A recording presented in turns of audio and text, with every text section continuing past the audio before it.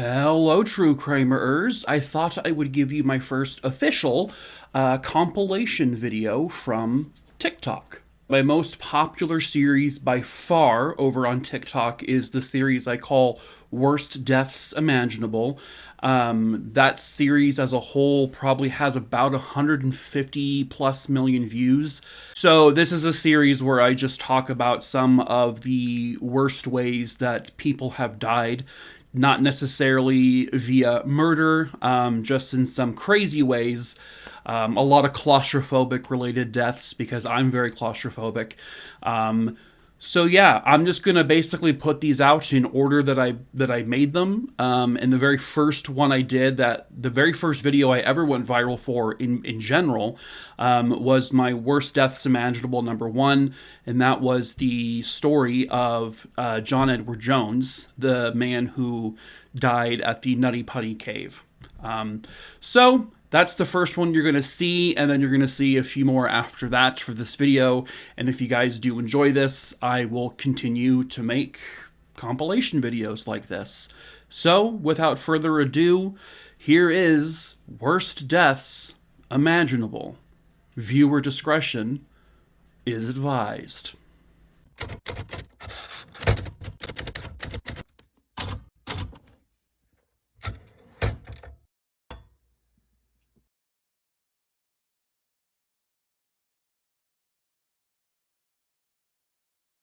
This is the story of what people have described as the worst death imaginable. If you're extremely claustrophobic, you may not want to listen to the story, so trigger warning.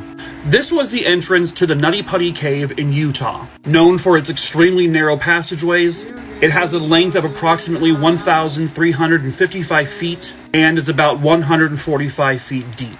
On November 24th, 2009, the fate of the Nutty Putty cave would collide with the fate of recently married, father of one, 26-year-old John Edward Jones. And his wife was pregnant with their second child. John was known as someone who had a genuine love for people. He had a bright sense of humor, and he loved his daughter. And John was actually studying to become a pediatric cardiologist. Sadly, this will not come to fruition. At 8 p.m. on November 24th, 2009, John and 9 of his friends would enter the Nutty Putty cave. Everything, oh god, I can't stand looking at this. Oh, the idea of being, so I'm claustrophobic as fuck. Everything was going great for them for roughly an hour. They made it to the biggest room of the cave, yay! But John decided he wanted to up the challenge and go through a really narrow section that's known as the birth canal. Unfortunately for John, he went first. It turns out John may not have actually entered the birth canal, but instead an area called Ed's Push. A passageway that actually doesn't lead to anywhere. But John kept pushing forward inch by inch until he couldn't go forward anymore. And he actually ended up getting stuck in a narrow fissure that went down. So he was literally upside down in an area that was measured as just 10 inches by 18 inches, or generally the size of the opening of a washing machine. And he was about 6 foot, 200 pounds. So John was stuck. So he's basically trapped about 100 feet below the ground. His friends tried and tried and tried, but they couldn't get him out. He tried wiggling and wiggling and wiggling, but nothing. Anytime they actually got a little bit of movement to pull him out, once they let go, he slid back down. This is when a rescue team was called in, and when one of them got to him in the cave, he told one of the rescuers, "Thank you so much for coming, but I just really, really want to get out of here." All they were able to see is John's feet. They tried lubing up and oiling up the walls, nothing. They tried drilling through rock. They hooked him up to things to try to pull him out that way, nothing. By the way, this is the representation of what it looked like. At one point, they were successfully able to pull him back several feet, but then the rope slipped and he slid back down. After 29 hours of suffering and being stuck upside down, John died. They have now sealed off the only entrance to the cave and memorialized John. This is another worst death imaginable, so again, if you're claustrophobic, you may not want to listen to this story. On November 28th, 2009, 25-year-old Larry Eli Maria Moncada got into an argument with his parents and stormed out of the house with no shoes, no socks, and it's believed he went to his work, which was the No Frills supermarket, and this was in the Council Bluffs area of Iowa. Now, he was not scheduled to work there this night, but his employer said it was common for employees to go in and out of the store because it is a grocery store. But the thing is, after he entered the store, he was never seen again. That is until 2019, when a construction crew was in the store gutting the building, and they found something behind one of the coolers. Now, there's no pictures of the actual store's coolers when this all happened, but this is, I imagine what they're referring to is one of these things, or something like this. Behind the cooler, they found the decomposed body of Larry. They first confirmed this because the clothing the corpse had on matched the clothing he was last seen in. So they took DNA from Larry's parents, and it was a confirmed 100% match. So what happened? Was foul play involved? No. Again, this is not the exact one from the store, but apparently in his store, there above their cooler is that little kind of open space, right? Apparently people at this particular store would go up there and kind of go behind a wall for like a little extra break. So what they believe happened was Larry climbed up there, and then he slipped and he fell into a crevice from behind the cooler to where I guess the products were stored. But there was a wall, so there was a very narrow 18-inch little passageway that he slipped in, and it was roughly a 12-foot fall, which would not have killed him, but he could have been injured. Now the problem is even if he was screaming, the coolers were so loud that they probably never would have even noticed. These are the only images from the store itself that I could possibly find, but I mean, these aren't really anything. His body showed no signs of foul play, so he was in that little 18-inch gap for God only knows how long before he actually died. And then he just essentially mummified over the years. I can't even imagine, oh God, I can't even imagine being stuck in that situation. I mean, you have like maybe this much in your head is like, you know, that's all the room you got. On message boards, I've seen that people actually complained about a horrific odor near the coolers. People said, hey, maybe the butcher's not cleaning up the dried blood, but they said, nope, it's perfectly clean. And I guess they never did anything about the smell. Unlike the guy in the cave, they were able to retrieve his body, and he was laid to rest in 2019.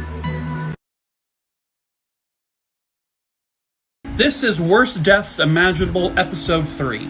On the afternoon of Tuesday, April 10th, 2018, 16-year-old Kyle Plush from Ohio was in the parking lot of Seven Hills School. He had driven there in the family's 2004 Honda Odyssey, and he was there to practice tennis.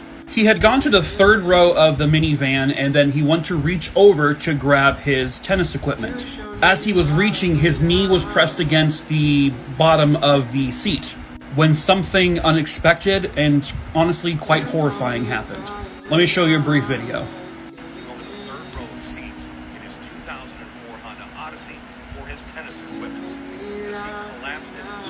So as you just saw in that little brief video, and then I can show you right here in this image, the seat literally flipped, and it took Kyle and it turned him upside down. So now the upper half of his body was trapped with the seat pressed against his chest and his head, you know, obviously upside down against the flooring of that part of the car, therefore making his legs kind of poking up. And so if someone were to look in the window, they would see his legs. This was not any kind of known issue with Honda Odysseys. There was no recalls at the time for anything like this. At 3:14 p.m. that afternoon, while Kyle was trapped in the vehicle, he was able to call 911. Immediately when the 911 operator picked up, Kyle began screaming, "Help, I need help, I'm stuck in my van." The operator was continually trying to find out where he was located, and he kept saying Seven Hills, and then it was an inaudible moment where she couldn't pick up what he was saying after Seven Hills. And in the 911 call, allegedly, you can hear him banging against the window and screaming, "I'm in desperate need for help." The call went on for about 3 minutes, and then it got disconnected. The 911 operator tried to call back, but it went straight to voicemail. At 3:21 p.m., officers were dispatched to that location. They arrived at 3:26 p.m., they searched and searched and searched and couldn't find anyone. And then they closed out that request at 3:37 and went about their day. At 3:35 p.m., Plush calls 911 again, saying again, "I'm stuck in my van. This is not a joke. This is not a joke. Send officers immediately. I'm nearly dead." And then he said, "I probably don't have much time left. Tell my mom I love her if I die. This second call was made when the officers were still there, but for some reason this information was not transmitted to the officers. Just to give you an idea, the star is where he was parked, and I don't know where the officers were actually searching, but obviously they didn't find him. 6 hours after his first 911 call, his father went to the school and found him. Kyle was dead. He died a slow and painful death from asphyxia due to chest compressions, and somehow no one saw him. His feet were visible. That had to be so terrifying. This is Worst Deaths Imaginable, episode 4, and we're going to take a break from claustrophobia-related deaths, and I'm going to give you a trigger warning now. If you have any concerns with heights, you may not want to watch this. On February 22nd, 1970, 14-year-old Sydney, Australian resident Keith Sapsford would escape from a Catholic youth rehabilitation center where his parents put him in because, well, he was being a troublesome teen. He had what his parents described as an itchy foot, and he would try to, run away. And right after a vacation they had took, this became more evident. He had a desire to continue seeing the world, and he wanted to leave Australia. Well, after he escaped the rehabilitation center, he found his way to the Sydney airport, where he managed to sneak onto the tarmac with eyes watching him, but apparently they didn't care. I guess things have changed over the years, and his lust for adventure would take over. He came across a Douglas DC-8 plane taking off for Tokyo, but no one really knows if he knew where the plane was going. It was boarding at the time, and he took an opportunity to board it himself. Keith managed to find his way into one of the compartments where the wheel wells are, and no, this obviously isn't him, this is just them showing what it looked like. The story goes is that Keith's own father may have accidentally inspired this particular escape plan. He had told Keith about a story of a young boy who boarded a plane's undercarriage and fell to his death. And I guess Keith said, you know what, I can do that, but I can do it better. So Keith made what many articles have described as the worst decision of all time, and ultimately, it would be his last. Because Keith was not aware that after takeoff, while in the air, the compartment he was hiding in would reopen when the wheels retracted.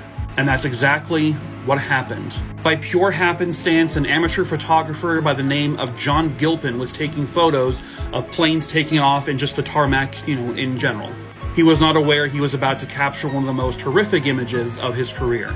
And this is a trigger warning. I am letting you know I'm about to show a potentially disturbing image, so especially if you're not a fan of heights, you may want to look away. And if you're under the age of 18, I would highly suggest you do not continue watching this video. So, at 200 feet, the compartment opened, and Keith had fallen to the ground. He fell 200 feet to the tarmac, where he died instantly on impact. But for that 200-foot drop, it was probably the slowest and most horrifying moments of his young life. Thoughts running through his head of, why did I make this decision? Who knows what he was thinking. The morbid side of me hopes that he maybe died of fright when the compartment opened, but obviously I don't know. Keith's father would say all he wanted to do was adventure, but his determination led to his death.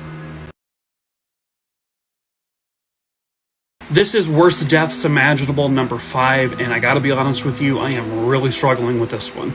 As usual, trigger warning, this is another claustrophobic related death, so you've been warned. This was 14-year-old Harley Dilly from Port Clinton, Ohio. Harley was last seen alive on December 20th, 2019. At 6:15 that morning, he approached his mother and said, hey, I'm not feeling well, I can't go to school, where his mom said, get your ass to school.